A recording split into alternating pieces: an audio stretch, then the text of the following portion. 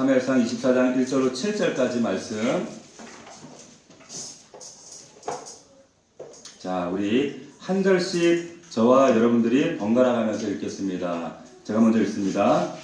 사울이 블레셋 사람을 쫓다가 돌아오매 어떤 사람이 그에게 말하여 이르되 보소서 다윗이 엔게디 광야에 있더이다 하니 사울이 온 이스라엘에서 택한 사람 3,000명을 거느리고 다윗과 그의 사람들을 찾으러 그 장소 바리로 갈새 길가 양에 우리의 이른즉 굴이 있는지라 사울이 뒤를 보러 들어가니라. 다윗과 그의 사람들이 그 굴 깊은 곳에 있더니 다윗의 사람들이 이르되 보소서 여호와께서 당신에게 이르시기를 내가 원수를 내 손에 넘기리니 내 생각에 좋은 대로 그에게 행하라 하시더니 이것이 그날이나이다 하니 다윗이 일어나서 사울의 겉옷자락을 가만히 내니라.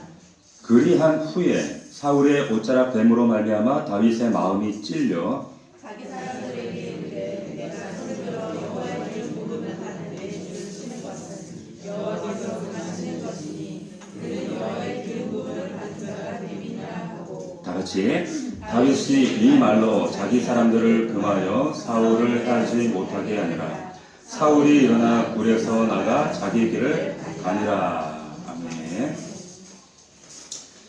엔게디의 유혹, 이와 같은 제목으로 하나님 말씀 함께 은혜를 나누도록 하겠습니다. 지난주에 이어서 지금 블레셋과의 전쟁터에서 돌아온 이 사울 왕에게 어떤 사람이 충성복을 합니다. 그 충성복가 뭔가 하면 다윗이 지금 엔게디라고 하는 광야에 숨어 있습니다 라고 하는 그런 보고였습니다. 이 말을 듣고 사울이 지금 3,000명이 넘는 정예부대를 투입을 해서 다윗이 숨어 있다라고 하는 엔게디 황무지를 막 샅샅이 수색을 합니다. 이곳 엔게디는 이스라엘 가시면 사해바다 그 남쪽에 가까운 광야지대입니다. 거기 가시면 동굴이 하나가 있는 것이 아니라 수도 없이 헤아릴 수 없이 많은 그런 석회암 동굴들이 있어요. 그런데 그 동굴들 가운데 큰 동굴은 무려 3만 명이 집결할 수 있을 만큼의 큰 그런 동굴들이 있다라고 합니다. 저는 안 가봤어요. 우리 정혜중 집사님 가보셨으니까 알 것 같아요. 예. 자, 사울의 추격대를 피해서 이 미로 같은 이 동굴들 사이로 도망하던 다윗이었어요. 여기를 피해 다니다가 절박한 심정으로 하나님께 기도했던 내용이 시편 57편에 기록으로 남겨져 있습니다. 시편 57편을 우리가 한번 그때의 상황을 우리가 한번 떠올리면서 한번 이렇게 읽어봤으면 좋을 것 같아요. 시편 57편 843면에 있습니다. 구약성경. 다윗이 엔게디 동굴에 숨어 있을 때, 그리고 사울이 이 다윗을 잡아 죽이려고 3,000명의 군인들과 함께 추격할 때, 그때의 심정을 담고 있는 시편 57편입니다. 여기 57편 위에 보시면 이렇게 나와 있죠. 다윗의 믹담시, 황금시라는 뜻이에요. 아주 중요한 시라는 그런 의미입니다. 인도자를 따라 알다셋에 맞추노래. 다윗이 사울을 피하여 굴에 있던 때에. 이 굴이 엔게디입니다. 자, 여기에 우리 1절, 2절 말씀을 우리 함께 같이 한번 읽어볼까요? 같이 시작. 하나님이여 내게 은혜를 베푸소서. 내게 은혜를 베푸소서. 내 영혼이 주께로 피하되 주의 날개 그늘 아래에서 이 재앙들이 지나기까지 피하리라. 내가 지존하신 하나님께 부르짖으며 곧 나를 위하여 모든 것을 이루시는 하나님께로다. 얼마나 그 심정이 애가 타고 참 가슴이 타고 그랬겠어요? 자, 6절 말씀 보십시오. 지금 이 상황을 이렇게 묘사하고 있어요. 제가 한번 읽겠습니다. 잘 들어보십시오. 그들이 내 걸음을 막으려고 그물을 준비하였으니 내 영혼이 억울하도다. 그들이 내 앞에 웅덩이를 파서나 자기들이 그 중에 빠졌도다. 지금 오늘 본문의 상황을 묘사하고 있는 거예요. 자, 얼마나 그런데 하나님의 섭리가 참 기가 막히게 놀라운지 오늘 말씀을 보면 원수는 외나무 아래에서 딱 만난다고 했는데 수많은 그 엔게디의 굴 가운데 하필이면 사울이 갑자기 배가 아파요. 배가 아파요. 그래가지고 이제 그 볼일을 보기 위해서 굴을 찾아 들어갔는데 그 굴이 마침 다윗 무리와 다윗이 숨어있던 그 굴이었던 거예요.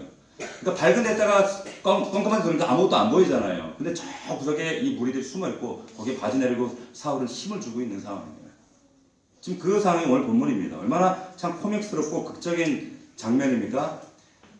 아무 죄 없는 자기의 창 던지고 죽이려 하고 그토록 집요하게 군대를 풀어서 쫓아오던 이 원수 같은 이 사울이 지금 바로 눈앞에 껌껌한데 무방비 상태로 바지 까고 엉덩이 까고 앉아서 지금 볼일을 보고 있는 거예요. 여러분 같으면 어떻게 하시겠어요? 어떻게 하시겠습니까? 창 한 번, 칼 한 번, 아니 돌멩이 하나라도 죽일 수 있잖아요. 일생일대의 기회가 지금 눈앞에 있는 겁니다. 이 흥건한 다윗의 부하들이 이거 하나님이 주신 절호의 찬스입니다. 맡겨주십시오. 죽여야 됩니다. 하나님이 맡겨주신 지금 절호의 기회입니다. 막 충동하고 부추겨요. 다윗 할 것 없이 뭐 다윗이 직접 나설 필요도 없어요. 한 사람만 가서 그냥 칼로 내리치면 되는 거예요. 자, 그 장면이 자 4절이에요. 보십시오. 제가 다시 한번 사무엘상 자 24장 4절 말씀에 보면 이렇게 나와 있어요. 다윗의 사람들이 이르되 보소서 여호와께서 당신에게 이르시기를 내가 원수를 내 손에 넘기리니 내 생각에 좋은 대로 그에게 행하라 하시더니 이것이 그날입니다. 하니 다윗이 일어나서 사울의 고도자락을 가만히 봅니다. 자, 여러분 인생 가운데 이처럼 유사한 상황들이 얼마나 잦은지 모릅니다. 이것이 바로 엔게디의 유혹이에요. 여러분 잘 들어보십시오. 마치 하나님이 주신 기회인 것처럼 우리들에게 찾아오는 그런 많은 순간순간들이 있어요. 환경과 상황을 볼 때 이것은 하나님 주신 절호의 기회야. 그런데 여기서 여러분들이 잘 분별하셔야 돼요. 자, 너무나 상황이 힘드니까 그 힘든 상황을 순식간에 역전시킬 수 있는 끝날 만한 돌파구가 지금 보이면 진중하게 우리가 기도해 보지 않고 그냥 덥석 물어버립니다. 근데 이것이 엔게디의 유혹이에요. 엔게디 유혹. 제가 붙인 말이에요. 여러분 잘 들어보세요. 그 순간 우리가 덥석 물어버릴 때 마귀의 낚시 끝에 대롱대롱 매달리는 신사가 되는 거예요. 자, 왜 그런가? 엔게디 같은 이런 그 기회가 왔을 때 대략적으로 우리가 그렇게 반응하죠. 이건 하나님이 주신 뜻이야. 기도 중에 확신을 스스로 막 불어넣어요. 그런데 그것은 응답이 아니라 그것이 하나님의 뜻이기를 내심 바라는 사실은 자신의 뜻이라는 거예요. 자, 자신을 그토록 해치려는 적의 결정적인 약점을 딱 포착했을 때 다윗이 똑같은 방법으로 복수하고 싶지 않겠어요? 이에는 이, 눈에는 눈 해가지고 더 많은 것으로 갚아주고 싶죠. 이게 인간의 본성이에요. 자, 먼저 사울 쪽에서 시비를 걸었고 시작도 저기서 먼저 했고 정당방위 차원에서 지금 다윗은 그렇게 하는 거 얼마든지 명분을 만들 수가 있습니다. 뜻하지 않았던 상황이 주어졌을 때 이처럼 하나님의 뜻은 뒷전이고 우선 내 생각으로 해석하고 내 판단으로 아전인수격으로 지금 상황을 해석하는 것. 이게 다윗의 무리들이 했던 지금 그런 상황들입니다. 자, 그렇게 해서라도 성공하고 싶고 그렇게 해서라도 복수하고 싶고 보란듯이 올라가고 싶은 우리 안에 본성이 있다는 거예요. 근데 그런 욕심에 우리가 매번 속습니다. 매번 속아요. 자, 다윗의 사람들이 그 무리들이 말한 것처럼 실제로 하나님께서 다윗에게 사울을 넘겨주겠고 다윗 네 생각에 옳은 대로 해라 말씀하신 적이 있는가? 있어요? 없어요? 자, 우리가 사무엘상 말씀을 지금 강해 말씀을 통해 지금 쭉 살펴보고 있지만 하나님께서 다윗에게 그런 말씀을 하신 적이 없습니다. 없어요. 물론 하나님이 하신 모든 말씀을 성경에 다 기록한 것이 아니기 때문에 저자가 빠뜨렸을 수도 있어요. 하지만 하나님께서 사울을 넘겨주겠다 하시면서 내 생각에 좋은 대로 행하라고 말씀을 하셨다면 이건 하나님이 아니에요. 우리가 아는 하나님은 그런 분이 아니세요. 자, 그런 하나님이셨다면 사사기에 그 사사기 이스라엘 백성들이 자기 생각에 옳은 대로 행하였더라. 근데 그 사사기 시대의 이스라엘 백성들을 얼마나 하나님이 징계하셨습니까? 진정한 그리스도인의 모습이 아니더라는 거죠. 믿음의 사람들이 저지를 수 있는 참으로 심각한 신앙의 오류가 여기 있습니다. 우리도 너무나도 자주 이런 실수들을 반복합니다. 다윗의 사람들이 하나님의 말씀을 생각해요. 하나님의 말씀을 생각하면서 상황을 판단해요. 그런데 상황을 보면서 하나님의 말씀을 자기의 취사 선택으로 끼워 맞추는 겁니다. 즉 하나님의 말씀을 있는 그대로가 아니라 자기가 원하는 방식대로 이해하는 거예요. 이러한 잘못이 우리가 얼마나 자주 우리의 삶 가운데, 신앙생활 가운데 하는가, 여러분들이 잘 점검하셔야 됩니다. 말씀에 우리의 삶을 맞추는 것이 아니라 우리의 삶에 하나님의 말씀을 끌어다 맞추는 거예요. 귀에 걷는 귀걸이, 코에 걷는 코걸이. 하나님의 뜻에 순종하는 것이 아니라 내 뜻과 내 목적과 내 욕심을 위해서 하나님을 이용하는 거예요. 이걸 뭐라고 하냐면 이걸 종교라고 하는 거예요. 종교. 우리가 믿는 하나님은 그런 하나님이 아닙니다. 가령 요나서를 보십시오. 하나님께서 요나 선지자에게 너 니네에 가서 저 적국 니네 백성들이 하나님 말씀, 회개 말씀 선포해. 근데 니네에 지금 요나가 가기 싫었어요. 왜 싫었어요? 적국이었어요. 적국 그 아수라라는 나라의 수도였어요. 얼마나 잔인하게 그 자신의 동족이었던 북이스라엘을 멸망시켰던 아주 정말 잔인무도했던 그런 나라였습니다. 근데 하나님 가라는 거예요. 요나 가기 싫어서 못마땅해서 어떻게 합니까? 하나님의 명령을 어기고 반대 방향으로 가요. 그 반대 방향이 어디냐? 느네와 정반대에 있는 다시스라는 곳으로 갑니다. 그래서 다시스로 가는 배를 타려고 항구에 도착했는데 여러분 잘 보세요. 마침 놀랍게도 다시스로 가는 배가 거기에 딱 있는 거예요. 도망가는 길에. 자, 오늘날처럼 교통편이 편리했던 그런 시대가 아니었기 때문에 이런 경우가 흔하지가 않습니다. 그래서 기다릴 필요도 없이 다시스로 가는 배에 딱 올라탔어요. 자, 그런데 여기서 뭔가 이상해요. 이상하죠. 왜? 분명 요나가 하나님 말씀에 불순종하고 지금 반대 길로 가잖아요. 그러면 하나님이 막아야죠. 왜 형통한 길이 열려요? 그러니까 성경에 그러면 우리가 생각할 때는 항구에 갔더니 막 도착했는데 다시스로 가는 배가 막 떠났더라. 그리고 배를 올라탔더니 하필 그 배가 느니에로 가는 배였더라. 뭐 이래야 되는데 그렇지 않고 이건 도망가는 그 배가 딱 있는 거예요. 이거 얼마나 이거 참 야 역시 하나님이 내 길을 다시 나를 용서하시 보내주 이런 착각을 한단 말이에요. 자, 그런데 하나님은 오히려 도망가는 요나에게 잘 도망가도록 지금 형통을 주신 것처럼 보이죠. 근데 그렇지 않습니다. 그게 아니죠. 모든 일이 형통하도 그 자체가 하나님의 뜻이 아니라는 거예요. 이렇게 아전인수로 해석하시면 안 된다는 겁니다. 요나의 경우처럼 일이 형통하게 풀리지만 하나님 뜻과는 정반대로 되죠. 결과 어떻게 됩니까? 다시스로 가는 배를 타고 가다가 물에 빠져서 풍랑을 만나고 물고기 뱃속에 들어가고 3일 동안 죽어라 고생하고 그리고 물고기가 왜 터였는데 물 떠보니까 어디였어요? 여기가 니느웨잖아요. 그런 일이 생긴다는 거예요. 모든 일이 형통하다고 해서 그것이 하나님의 뜻이라고 생각해서는 안 됩니다. 사울을 죽일 수 있는 절호의 기회가 찾아왔어요. 그것이 하나님의 뜻이고 하나님의 말씀이라고 생각해서는 안 된다는 거예요. 근데 다윗의 무리들이 그렇게 하고 있어요. 우리는 우리에게 좋도록 하나님의 말씀을 이용하면 안 됩니다. 하나님의 말씀을 우리식으로 끼워 맞춰서 해석하면 절대 안 되는 거예요. 이단들이 하는 거예요, 이거는. 이런 점에서 다윗이 달랐어요.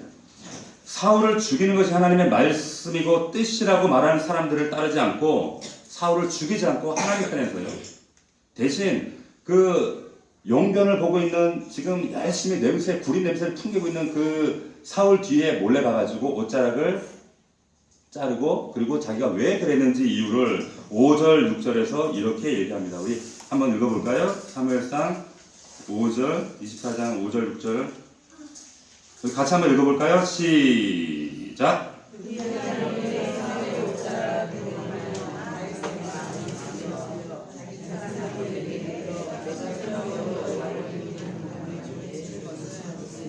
여호와께서 금하시는 것이니 그는 여호와의 기름 부음을 받은 자가 됨이니라 하고. 자, 다윗이 지금 다윗의 사람들은 사울 죽이자, 이게 하나님 뜻이다 이러는데 다윗은 아니다, 이건 하나님 금하시는 것이다. 지금 반반으로 나누어지는 거죠.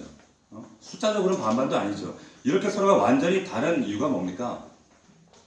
다윗의 사람들은 하나님의 말씀보다 자신의 유익과 자신의 환경과 자신의 해석이 말씀보다 앞서갔어요.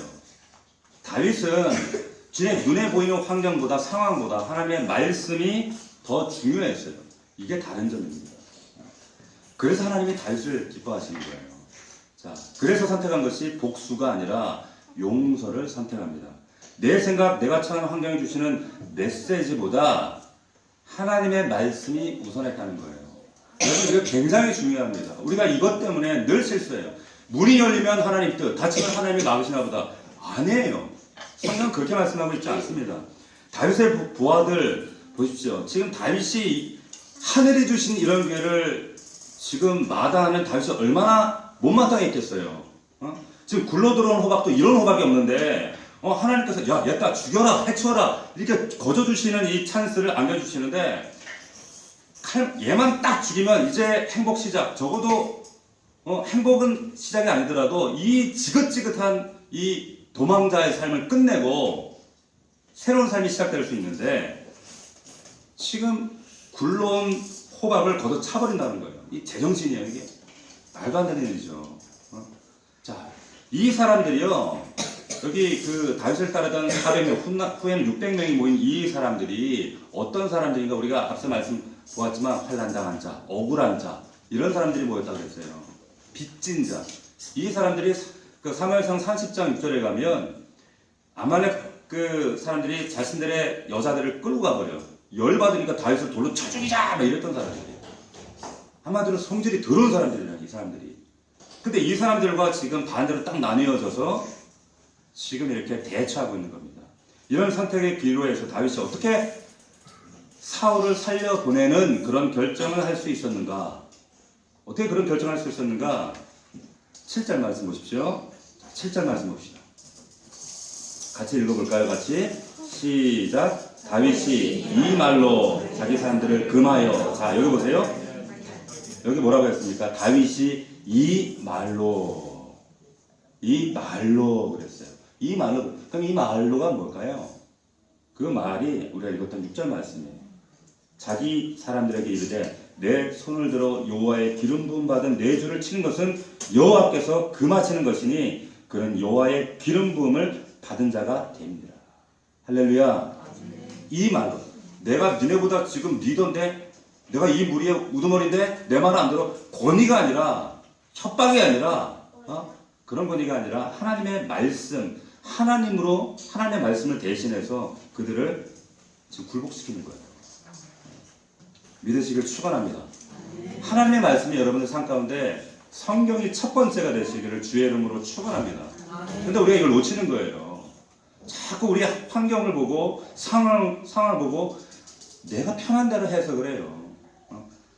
자, 다윗이 얼마든지 자신이 가진 위치나 권위나 힘이나 이걸 가지고 이 여론, 이 대다수의 여론을 물러버릴 수 있어요.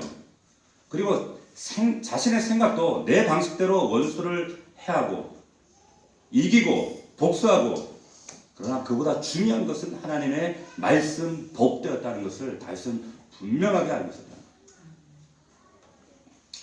우리가 참 이 다윗 같은 이런 참 만만하지 않은 이런 삶을 인생을 살아가면서 이런 결단과 결정을 해야 하는 그런 순간들이 참 많이 있습니다. 그런데 그 많은 결정과 결단을 할 때 여러분 어떻게 하세요? 어떻게 결정하십니까? 그러니까 뭐 아니면 더 이런 식으로 결정해서 하나님한테 막 무조건 해달라고 떼쓰고 그러지 않아요?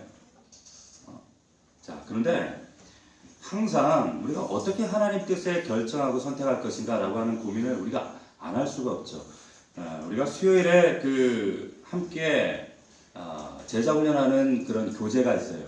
그 헨리 블랙가드 목사님이 지으신 하나님을 경험하는 삶이라고 하는 교재를 가지고 제자훈련을 하고 있습니다. 두 번째 제자훈련 우리 과정을 하고 있는데, 여기서 우리가 하나님 뜻을 분별하는 그런 분별법을 이렇게 권면합니다. 첫 번째, 우리 제자 훈련하신 분들은 한번 암송해 봅시다. 시작. 첫 번째 뭐예요? 성경, 하나님 말씀. 그렇죠? 두 번째 기도. 세 번째 환경. 네 번째 교회예요. 참 공부 잘했어요. 자, 네 가지. 그런데 순서가 있어요. 성경, 기도, 교회, 환경이에요. 왜 순서가 있느냐?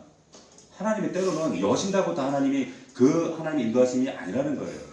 무엇으로 분별해요? 성경과 기도와 교회. 교회라고 하는 것은 교회에 함께 기도하는 기도의 사람들이에요.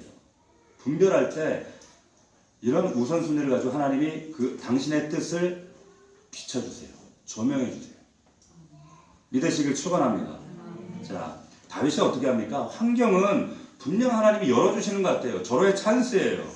대다수의 여론도 정당성을 그렇게 인정을 합니다. 그러나 우리가 흔히 범할 수 있는 유혹, 하나님 뜻보다 내 유익, 내 환경, 나에게 맞는 선택, 하나님의 뜻을 빙자한 내 욕망의 성취. 그래서 문제가 생기는 거예요. 근데 다윗이 그러지 않았습니다. 그러지 않았어요. 하나님의 말씀을 우선했다. 여론이 얼마나 무섭습니까? 그 대다수의 여론이라고 하는 게 한 나라의 대통령도 여론과 탄핵으로 끌어내리는 세상이잖아요. 자, 그런데 우리가 우리의 생각과 이 대다수의 여론과 하나님의 뜻이 이렇게 대치될 때 여러분 어떻게 하시겠어요? 사울이 아말렉과 전쟁을 치렀습니다. 그런데 하나님께서 생명 있는 건 다 죽이래요. 근데 사울이 아갈 왕과 그 좋은 동물들을 안 죽였어요. 왜 안 죽였을까요? 성경에 보니까 뭐라고 변명하는가 하면 이 백성들 대다수의 여론이 그랬다는 거예요. 이 여론이 보세요. 공동체 의견 중요합니다. 그런데 문제는 그것이 하나님 뜻과 대치될 때 어떻게 하냐는 거예요. 교회는 이것을 어떻게 극복하고 분별하고 해결하겠는가?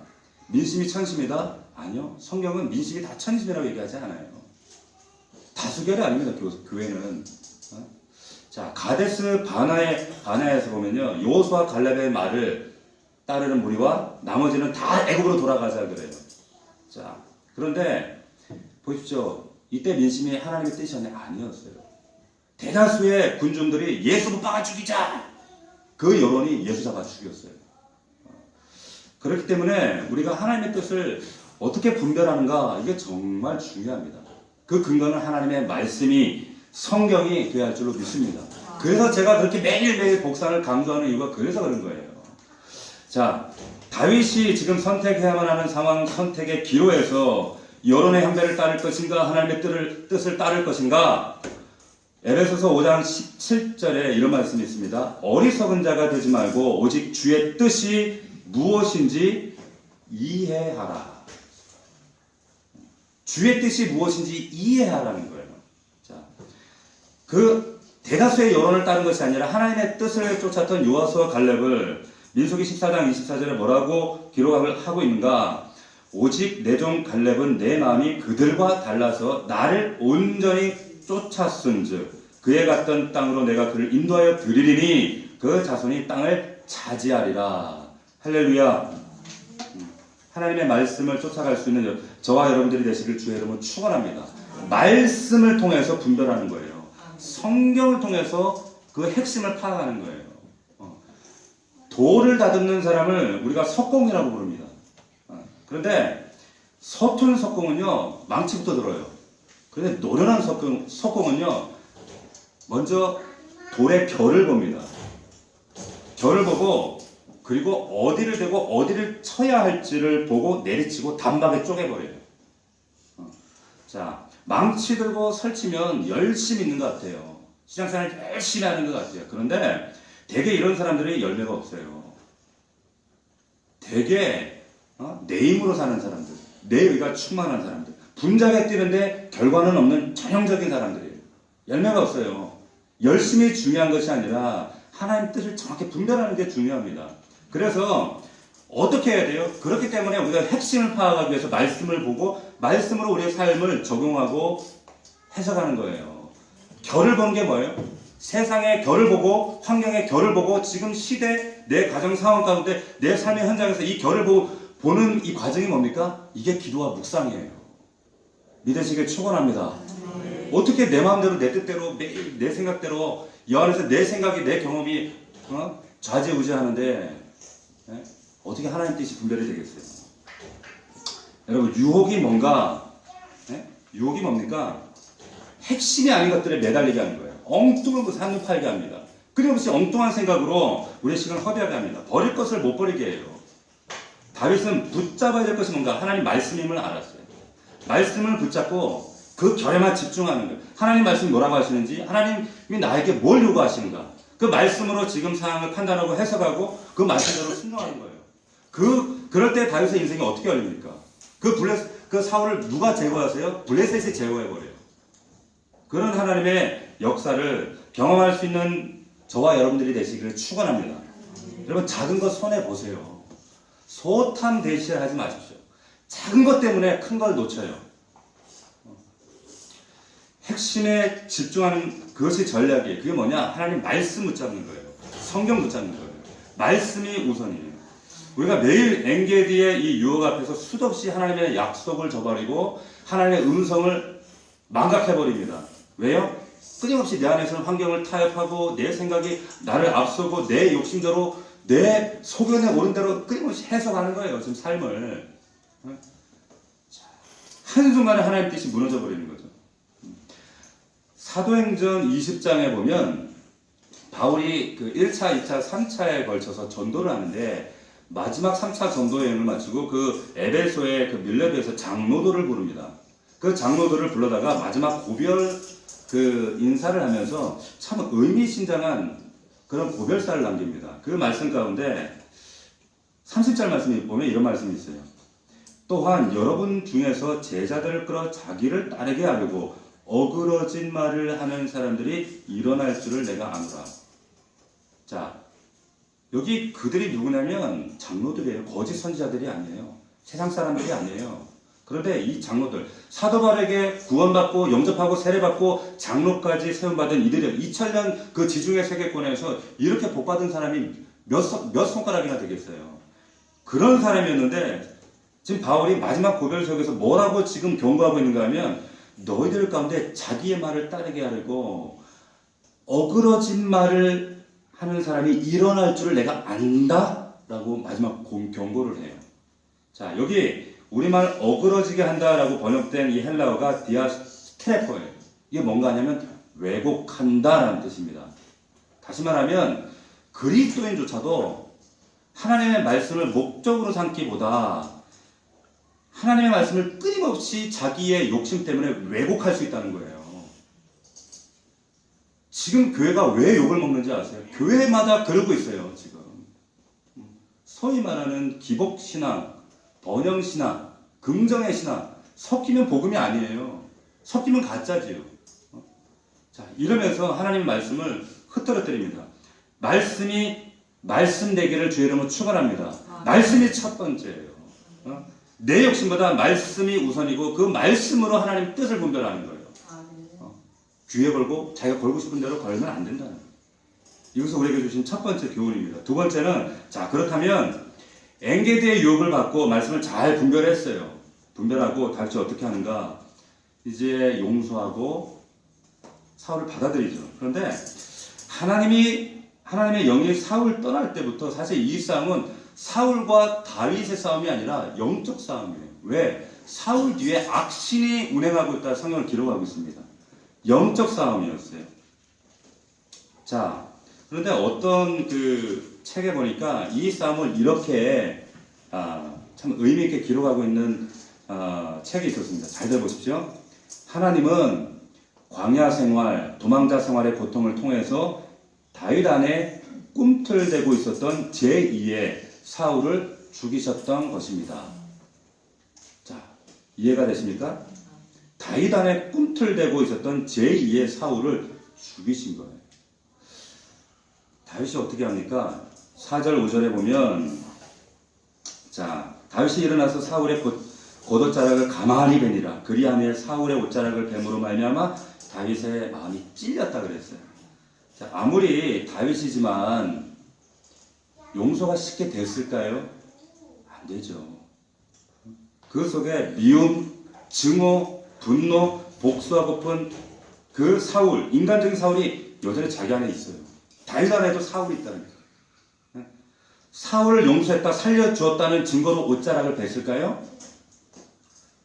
그러면서 야 이거 내가 너 살려줬잖아 이러려고 옷자락 벤 건가요? 여러분 아니에요. 옷자락을 왜 뱉는 줄 아십니까?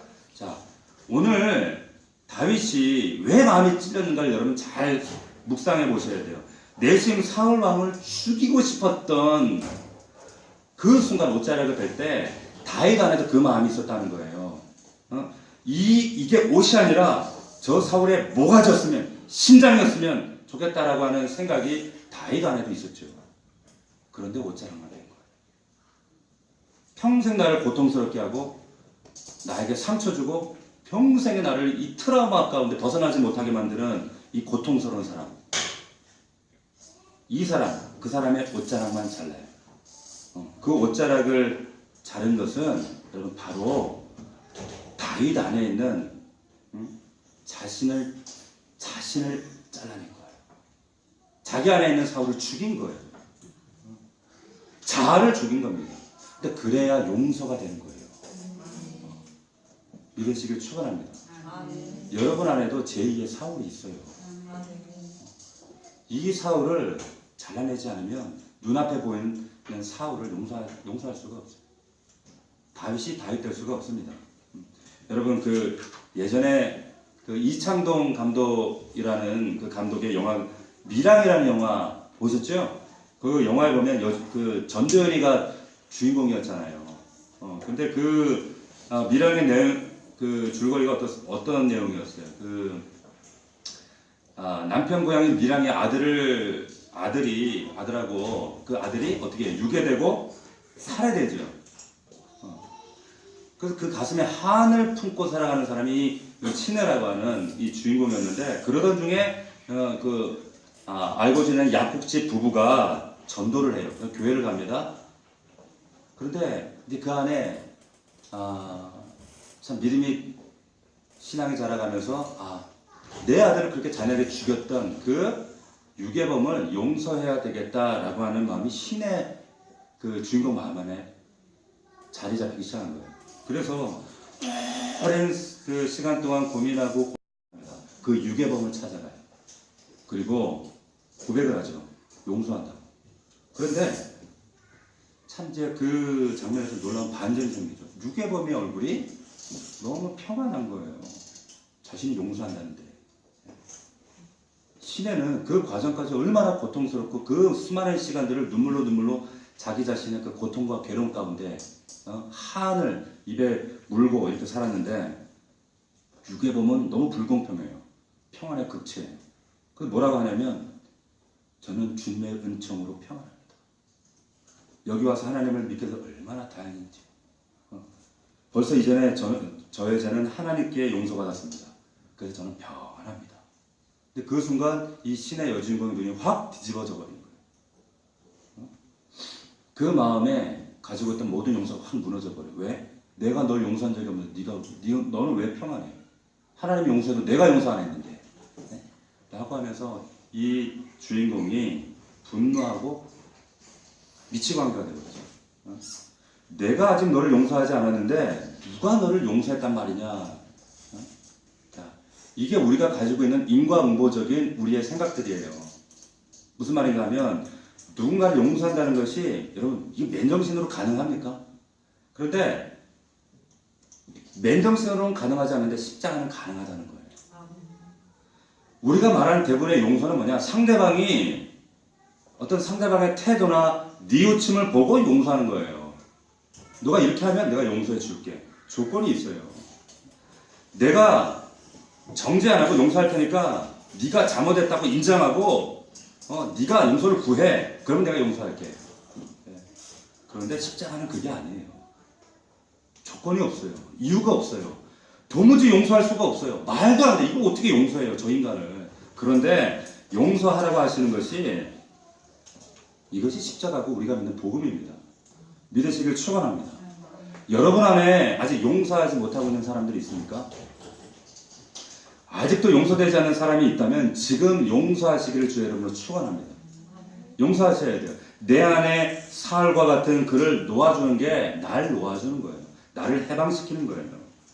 내 안에서 사울과 같은 그런 존재가 있기 때문에 하나님이 여러분들 관계 안에서 더 나아가지 않는 거예요. 예수 그리스도께서 십자가로 보여주신 최고의 사랑이 뭐냐? 용서입니다. 용서가 없으면 천국도 없어요. 구원도 없어요. 용서하셔야 돼요. 십자가 피로 용서하면서 살아갈 수 있는 저와 여러분들이 되시기를 주의 이름으로 축원합니다. 용서의 증거와 흔적이 있는 여러분들 되기를 축원합니다. 용서는 아닌데 자꾸 누군가 원망이 되세요? 그것도 아직 용서를 안 했다는 거예요. 내 안에 십자가가 경험이 안 됐다는 뜻입니다. 마태복음 6장 15절입니다. 너희가 사람의 잘못을 용서하지 아니하면 너희 아버지께서도 너희 잘못을 용서하지 아니하시리라. 하나님도 용서 안 하세요. 말씀을 정리하겠습니다. 다윗을 따랐던 무리처럼 하나님의 뜻을 아전인수격으로 욕심 때문에 내 편의대로 해석하시면 안 돼요. 하나님 말씀, 성경이 우선합니다. 그리고 내 안에 있는 사울을 놓아주십시오. 죽으십시오. 그래야 용서해야 십자가가 하나님 예수 그리스도의 말씀의 능력이 내 안에 이루어져요. 이 말씀 여러분들 기억하시고 이 말씀이 우리의 삶 가운데 정말 능력 있는 삶의 간증이 되기를 주의 이름으로 축원합니다. 우리 한번 찬양하고 하나님 앞에 우리 결단의 기도를 올려드렸으면 좋겠습니다. 우리 앞에 불렀던 내가 주인 삼은 우리 찬양 한번 올려드립시다. 하나님 여전히 내가 주인입니다. 내가 내 생각으로 내 고집으로 판단하고 고집하고 그러고 있지 않습니까? 아버지 하나님 도와주십시오. 나의 생각을 내려놓겠습니다. 주님만 바라보겠습니다. 하나님 말씀만 신뢰하겠습니다. 우리 찬양을 고백드리고 이렇게 기도하겠습니다. 내가 주인 삼을 모든 것 내려놓고 내 주 대신 주 앞에 나가 내가 사랑했던 모든 것 내려놓고 주님만 사랑해. 다시 한번 합시다. 내가 주인 삼을 모든 것 내려 내 주 대신 주 앞에 내 주 대신 주 앞에 나가 내가 사랑했던 모든 것 내려놓고 주님만 사랑해. 주 사랑 더 깊은 망에도 깊은 바다처럼 나를 담당해. 주 사랑 내 영혼의 반석 그 사랑 위에 서리. 주 사랑 더 깊은 나의 깊은 바다처럼 나를 담당해. 주 사랑 내 영혼의 반석 그 사랑 위에 서리.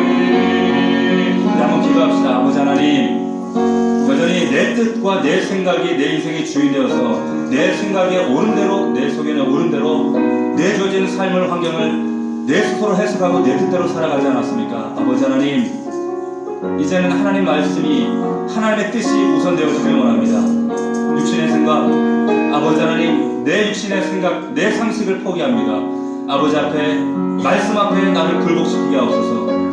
하나님 내 안에 아직 용서하지 못한 내 안에 아직 살아서 꿈틀거리고 있는 제2의 사울이 있습니다. 그를 놓아주길 원합니다. 용서하길 원합니다.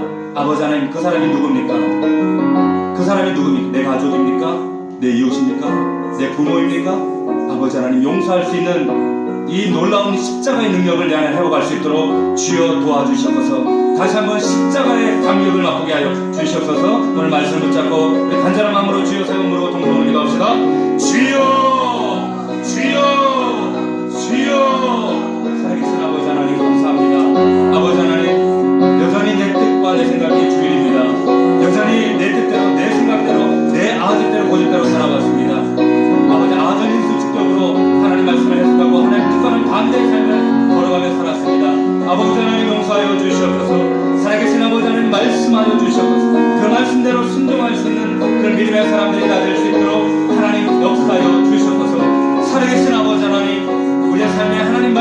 주인에서 진정한 삶의 변화와 하나님 다윗처럼 변화된 삶의 주인공이 될 수 있도록 말씀이 주인공이 되는 사람들이 될 수 있도록 하나님 인도하여 주시옵소서. 거룩하신 아버지 하나님, 아버지 여전히